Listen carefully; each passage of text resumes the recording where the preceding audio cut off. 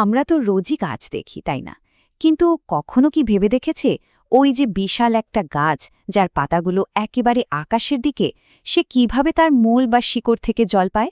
অথবা পাতায় যে খাবার তৈরি হয় সেটা কিভাবে তার প্রত্যেকটা অংশে পৌঁছায়? এটা আসলে প্রকৃতির এক অসাধারণ ইঞ্জিনিয়ারিং।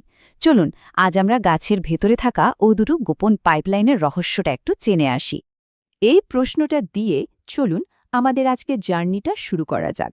একবার শুধু ভাবুন, কোনো পাম্প নেই, কোনো মোটর নেই, অথচ একটা গাছ শত শত ফুট ওপরে জল তুলে নিচ্ছে। এটা তো মাধ্যাকর্ষণের বিরুদ্ধে একটা অবিশ্বাস্য লড়াই, তাই না?